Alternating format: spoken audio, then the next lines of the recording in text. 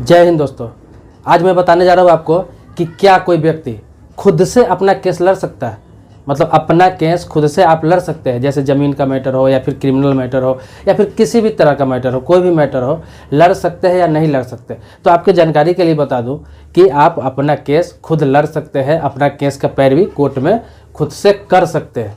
और इसके लिए क्या क्या ज़रूरी है, क्या जानकारी होना चाहिए, कौन सा बुक आपको पढ़ना पड़ेगा, क्या तैयारी करना है, क्या तर्क रखना है, सारी बातें बताऊंगा। और कौन सा एक्ट में ये है, सारी जानकारी आपको दूंगा। इस वीडियो को पूरा देखिए और इस वीडियो के नीचे जो लाइक का बटन है वो लाइक जरूर कर दीजिए, दबाकर उसको प्रेस करके लाइक कर दीजिए। पूरे वीडियो में बने रहिए। मन में कोई सवाल प्रश्न होगा तो आप कमेंट बॉक्स में जरूर लिखेंगे, मैं उसका जवाब देने का प्रयास करूंगा। वैसे मैं सारी जानकारी आपको इस वीडियो में देने जा रहा हूँ। तो आपकी जानकारी के लिए बता दूँ कि एडवोकेट एक्ट 1961 में साफ साफ कहा गया है कि कोई भी व्यक्ति हो जो गरीब है, वकील को पैसा देने में सक्षम नहीं है, तो वो अपना केस खुद से लड़ सकता है। उसे एडवोकेट रखने की आवश्यकता नहीं है। इसके लिए उसे कोर्ट में, जिस कोर्ट में केस चल रहा है, उसमें एक एप्लीकेशन देना पड़ेगा, प्रार्थना पत्र देना पड़ेगा कि मैं वकील रखने में सक्षम नहीं हूँ, मैं अपने केस का खुद से पैरवी करना चाहता हूँ। लेकिन अगर वो खुद से नहीं लड़ सकता है, तो एक और प्रावधान है। आपको बता दूं आपके जानकारी के लिए कि आईपीसी के आर्टिकल 39A और सीआरपीसी सेक्शन 304 में ये क्लियर साफ साफ लिखा हुआ है कि जो व्यक्ति गरीब है, मजबूर है, लाचार है, वकील को पैसा देने में सक्षम नहीं है, तो वो राज्य के खर्चे पर भी वकील ले सकता है। मतलब राज्य के खर्चे पर भी वकील ले सकता है, सरकारी वकील उससे भी प्रोवाइड किया जा सकता है। लेकिन अगर सरकारी वकील प्रोवाइड नहीं हो पा रहा है तो वो खुद भी केस लड़ सकता है, खुद भी अपना पैरवी कर सकता है कोर्ट में। तो सरकारी वकील वही ले सकता है जो आर्थिक रूप से कमज़ोर है, मजबूर है, जिन्हें इनकम के साधन नहीं है, गरीबी रेखा से नीचे है। ये लोग सरकारी वकील के लिए डिमांड कर सकते हैं। तो सरकारी वकील के लिए डिमांड करने के लिए आपका जिस कोर्ट में केस चल रहा है वहाँ पर प्रार्थना पत्र देना पड़ेगा, आपको एक एप्लीकेशन देना पड़ेगा जज के सामने कि मैं मजबूर हूँ, मैं आर्थिक रूप से कमज़ोर हूँ, गरीबी रेखा से नीचे आता हूँ, मैं वकील करने में सक्षम नहीं हूँ। तो फिर आपको सरकारी खर्च पे, राज्य के खर्च पे आपको सरकारी वकील प्रोवाइड किया जा सकता है। लेकिन यहाँ पर मुद्दा है कि खुद से लड़ सकते हैं कि नहीं। जो एडवोकेट होता है उसको हिंदी में क्या कहते हैं आप जानते होंगे। हिंदी में हम उसे अधिवक्ता कहते हैं। अधिवक्ता क्या होता है? वकील जो हम लोग बोलते हैं, तो वकील उर्दू शब्द है और हिंदी शब्द हम अधिवक्ता बोलते हैं। तो अधिवक्ता क्या होता है? अधिवक्ता हम उसे कहते हैं जिसे हम सही शब्दों में कहें तो आधिकारिक वक्ता कहा जाता है। मतलब आधिकारिक वक्ता जिसको बोलने का अधिकार है, तो आधिकारिक वक्ता कहा जाता है जिसे सरकार लाइसेंस देती है। जो व्यक्ति LLB में स्नातक किए रहता है, ग्रेजुएशन किए रहता है और उसके बाद सरकार द्वारा, बार काउंसिल ऑफ इंडिया द्वारा उसे लाइसेंस दिया गया होता है, तो एडवोकेट होता है, अधिवक्ता होता है। तो उसके पास शक्ति होता है, उसके पास पावर होता है, उसके पास अधिकार होता है कि वो आपकी पैरवी कोर्ट में कर सके। लेकिन उसके बदले तो वो फ़ी लेता है, पैसा लेता है। अब आप बोलेंगे कि कोई वकील बहुत पैसा लेता है, बहुत फ़ी लेता है। तो आपकी जानकारी के लिए बता दूं, बार काउंसिल ऑफ इंडिया की तरफ से या भारत सरकार की तरफ से या किसी भी राज्य की सरकार की तरफ से कोई भी ऐसा रूल, रेगुलेशन या कानून नहीं बना हुआ है जो वकील को ये तय करे कि इतना पैसा लेना है, इतना फीस लेना है और इतने पैसे में ये कार्य करना है। कोई तय नहीं है। वो केस के नेचर पर निर्भर करता है कि कितना पैसा लेना है। एडवोकेट अपने हिसाब से पैसा लेते हैं, अपने काम के हिसाब से पैसे लेते हैं। लेकिन आप देखते होंगे कि कोई पटिशन लिखवा रहे हैं, कोई एप्लीकेशन आप लिखवा रहे हैं, अगर आप सीनियर एडवोकेट से वही काम करा रहे हैं तो वहाँ आपको हो सकता है कि 5,000 रुपये देने पड़े। लेकिन वही जूनियर वकील से वही काम आप करा रहे हैं, एक नए वकील से करा रहे हैं आप, तो हो सकता है कि वो आपको वह काम 500 में भी कर दे। लेकिन कोई नया जो प्रैक्टिस करने गया हुआ अभी हाल ही में, अगर उससे काम कराएंगे तो हो सकता है वो 200 में भी कर दे। काम वही होता है। यही होता है कि वहाँ पे तर्क, दलील, जानकारी, अनुभव के आधार पे पैसा लिया जाता है, कोई फी तय नहीं है। तो आपको बता दूं कि अपना खुद जो पैरवी आप करने जाएंगे, आपको तो अधिकार है, एडवोकेट एक्ट के तहत अधिकार मिला हुआ है कि आम व्यक्ति भी अपना केस लड़ सकता है। दूसरे की पैरवी आप नहीं कर सकते हैं, लेकिन खुद का केस आप लड़ सकते हैं। तो आपको सबसे पहले करना क्या है मैं आपको बता दूं। आप सोचेंगे कि कानून की जानकारी है नहीं तो लड़ेंगे कैसे? तो बात सही है, कानून की जानकारी आपको होना चाहिए। मैं बार बार क्यों कहता हूँ? मैं बार बार कहता हूँ कि मेरा वीडियो देखिए, हर वीडियो देखिए, मेरे चैनल को सब्सक्राइब कर लीजिए। आप अगर पहली बार भी देख रहे हैं तो भी सब्सक्राइब कर लीजिए। आप सब्सक्राइब कर रखे हैं तो इसके लिए मैं धन्यवाद देता रहता हूँ आपको, इसलिए कि मेरा वीडियो आता रहता है। और अगर पूरा वीडियो मेरा देखते देखते रहते हैं, डेली डेली वीडियो आप देखते हैं मेरा, तो आपको इतना जानकारी जरूर हो जाएगा कि आप सिविल मैटर का जाकर खुद पैरवी कर सकते हैं, खुद केस लड़ सकते हैं, आपको एडवोकेट का जरूरत नहीं पड़ेगा। ये नहीं कि एक वीडियो देख लिया आपको जानकारी हो गई, 2 वीडियो देख लिया आपको जानकारी हो गई। अगर बराबर आप वीडियो देख रहे हैं तो आपको 3 से 4 6 महीना के अंदर में आपको इतनी जानकारी हो जाएगी कि कोई भी सिविल मैटर में आप खुद से पैरवी कर सकते हैं। तो आप लड़ कैसे सकते हैं, तो इसके लिए जानकारी होना जरूरी है। तो आप मेरा वीडियो देखते रहेंगे। इसके अलावा बुक भी बता रहा हूँ, मैं कुछ बुक बता दे रहा हूँ जिसको पढ़ के जो आप तैयारी करके जाएंगे तो खुद का केस लड़ सकते हैं। थोड़ा तर्क भी होना चाहिए, सामाजिक ज्ञान भी होना चाहिए। अगर सारा चीज़ आपके पास है तो आपको कौन सा बुक लेना है, आपको बेयर एक्ट लेना है।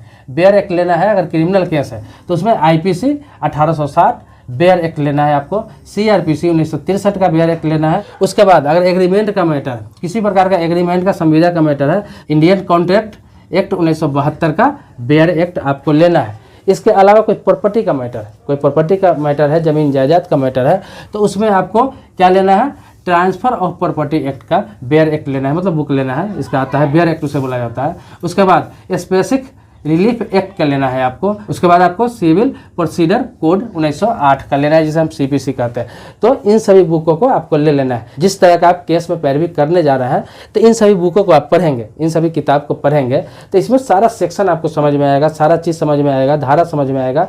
इसलिए ये सब जानना है। आप तो कोर्ट में ठीक है पैरवी करने खुद से चले जाइएगा, ठीक है, मान लेते हैं आप चले जाइएगा, लेकिन जो विपक्षी वकील होगा, हो सकता है पीड़ित पक्ष का वकील हो, जो सरकारी वकील हो, या फिर कोई भी हो, कोई एडवोकेट आएगा सामने वाला, वो तो वकील रहेगा, उससे आपको बहस करना है और उसके सामने अपना पक्ष रखना है। तो वो तो आपको धारा में उलझाएगा, सेक्शन में उलझाएगा, एक्ट में उलझाएगा, लेकिन आपको जानकारी नहीं रहेगा तो आप अपना दलील नहीं दे पाएंगे, आप अपना बात नहीं रख पाएंगे, आप तर्क वहाँ पे नहीं दे पाएंगे। लेकिन ये बुक को आप पढ़ लेते हैं, मतलब जिस तरह का मैटर का आप पैरवी करने जा रहे हैं वो सारा चीज़ बुक में बता दिया हूँ, उसमें से लेकर आप पढ़ लेते हैं और जानकारी ले लेते हैं। तो इसमें धारा सेक्शन का जानकारी तो हो ही जाएगा। रही तर्क की बात और दलील की बात, तो ये आपको मेरा वीडियो देख के आ जाएगा। अगर पूरा वीडियो मेरा देखते हैं तो एक एक चीज़ आपको समझ में आ जाएगा।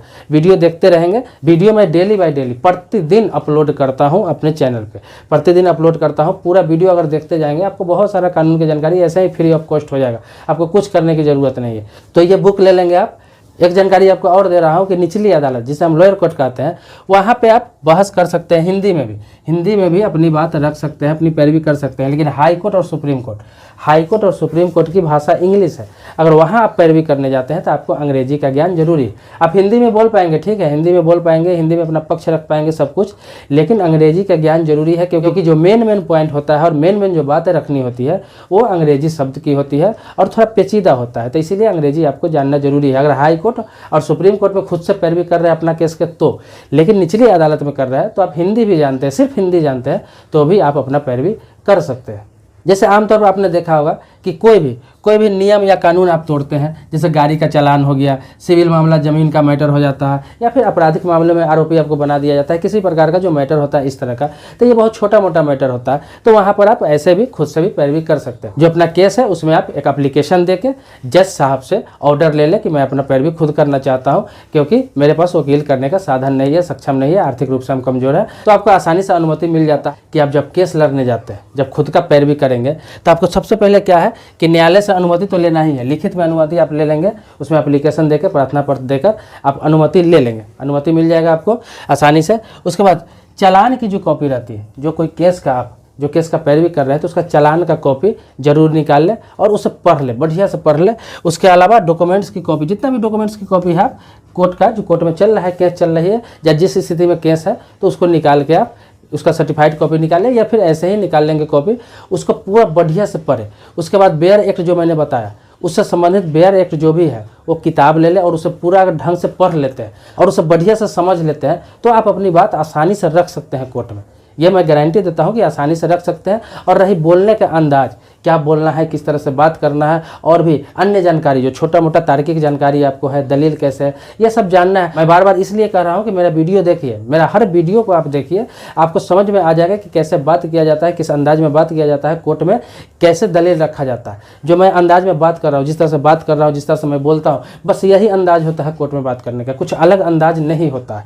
वहाँ पर भी आपको इसी तरीके से बात रखना है, अपनी बात कॉन्फिडेंस के साथ रखना है। मैं क्या बोल रहा हूँ, जो भी बोल रहा हूँ कॉन्फिडेंस के साथ बोलना है आपको। वहाँ पे कुछ खास नहीं है। मैंने आपको बोला कि बेयर एक्ट अगर पढ़ लेंगे आप और आप कानून का जानकारी ले लेते हैं, बोलने का अंदाज जान जाएंगे, दलील रखने का अंदाज जान जाएंगे और तर्क तर्क वितर्क करना जान जाएंगे, मतलब कि जो सवाल हो रहा है उसका सटीक जवाब देना अगर जान जाएंगे तो आराम से आप वहाँ पे फाइट कर सकते हैं, वहाँ पे अपना पैरवी कर सकते हैं। तो दोस्तों मैं खास तौर पर यह वीडियो इसलिए बनाया हूँ कि बहुत लोग ऐसे सवाल करते हैं कि वकील रखने में हम सक्षम नहीं है, क्या खुद पैरवी कर सकते हैं, या फिर ज़्यादातर सवाल ऐसे भी आए हैं क्या सरकारी वकील मुझे भी मिल सकता है। पीड़ित पक्ष को तो मिलता है, उसके अलावा जो आरोपी पक्ष होता है क्या उसे मिल सकता है? तो मैं आपको बता रहा हूँ कि मिल सकता नहीं है, मिलता ही है, मिलता है। लेकिन उसके लिए आपको सही स्थिति रखना होगा, सही कारण रखना होगा कि किस वजह से आपको दिया जाए, क्यों दिया जाए आपको सरकारी वकील।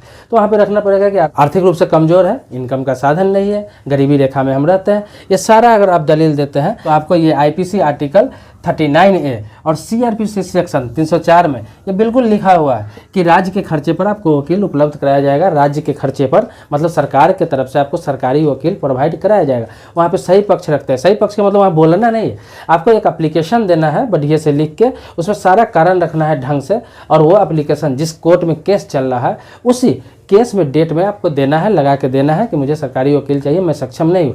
जैसे आप 2-3 डेट वकील नहीं लाएंगे तो खुद जज साहब पूछेंगे, खुद मजिस्ट्रेट या जज साहब पूछेंगे जो आपका केस देख रहे हैं, वो खुद पूछेंगे कि आपका वकील कहाँ है, आपका वकील क्यों नहीं आया।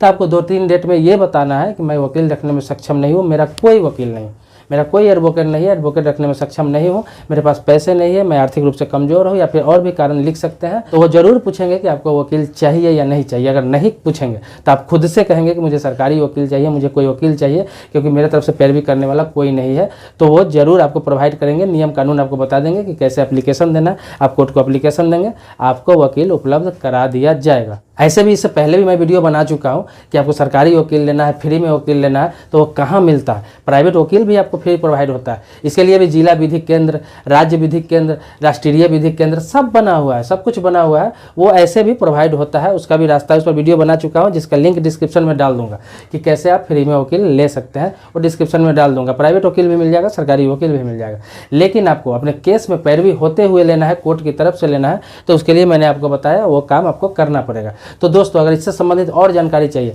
कुछ भूल गया हूँ, कुछ छूट गया है, कुछ नहीं बोल पाया हूँ क्योंकि वीडियो लंबा होता जा रहा है, तो आप कमेंट बॉक्स में लिखेंगे तो मैं उसका जवाब जरूर देने का प्रयास करूंगा। अगर छोटा सवाल होगा तो, अगर बड़ा सवाल हुआ तो मैं उस पर फिर वीडियो इसी प्रकार से बनाने का प्रयास करूंगा। या फिर किसी नए तरह का वीडियो चाहिए, किसी नए प्रकार का वीडियो चाहिए, किसी नए मुद्दे पर वीडियो चाहिए, तो आप कमेंट बॉक्स में लिखें और बोले कि इस पर वीडियो बनाइए, तो मैं उस टॉपिक पर वीडियो जरूर बना दूंगा। दोस्तों मेरे चैनल पर नए हैं, पहली बार आए हैं तो इस चैनल को सब्सक्राइब कर लीजिए, बगल में बेल आइकन है उसको दबा लीजिए, उस घंटा को दबा लीजिए।